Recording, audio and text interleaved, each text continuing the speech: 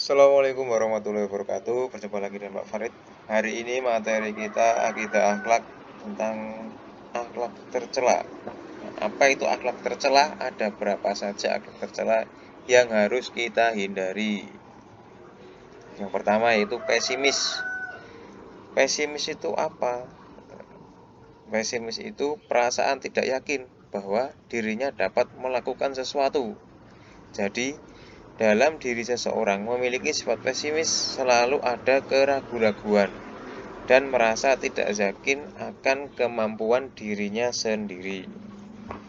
Contohnya, kalian mau ulangan, ya, semalam tidak belajar, ya sudah belajar juga, tapi pesimis, wah bisa enggak ya, bisa enggak ya. Nah, yang penting kita sudah berusaha, yakin, berdoa, nah nanti akan ada hasilnya juga. Optimis. Orang yang pesimis akan berpikir tentang kegagalan terlebih dahulu. Jangan sampai. Jadi, misalkan orang yang memiliki sifat pesimis itu sulit untuk maju, ya, karena ia tidak berani menanggung resiko sebelum melakukan sesuatu.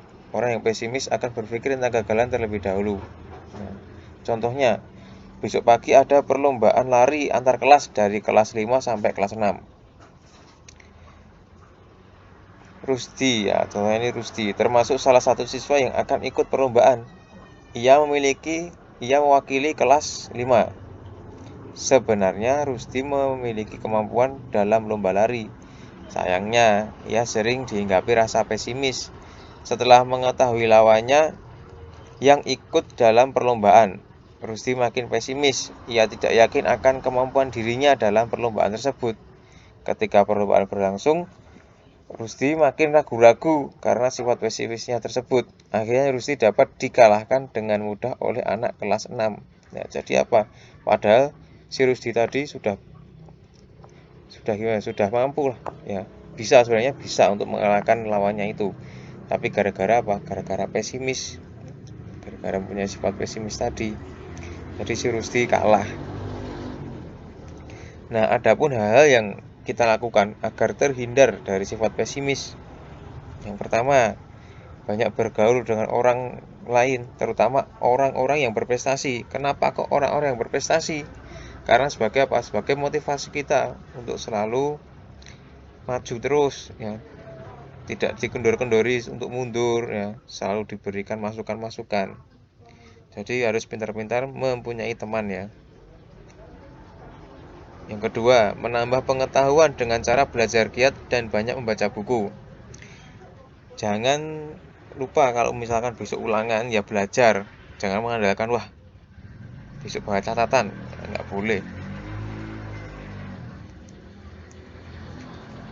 Yang ketiga, mengingat bahwa Allah menyukai hamba-hambanya yang optimis, ya, yang optimis. Jadi Allah itu suka hamba-hambanya yang optimis, yang selalu husnudzon billah, berprasangka baik kepada Allah.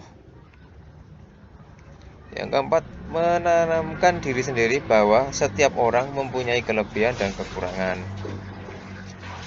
Yang keenam, mengingat kerugian yang ditimbulkan dari sifat pesimis.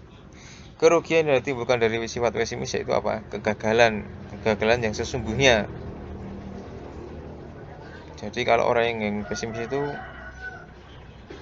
dari awal pun merasa gagal, akhirnya gagal, jadi gagal total. Kalau kita maju dulu melangkah punya sifat optimis, adapun gagal berarti kita masih bisa mendapatkan pelajaran dari kegagalan tersebut. Sifat akhlak tercela yang kedua yaitu bergantung. Bergantung yang berarti tidak mandiri. Orang yang tidak mandiri senantiasa bergantung kepada orang lain.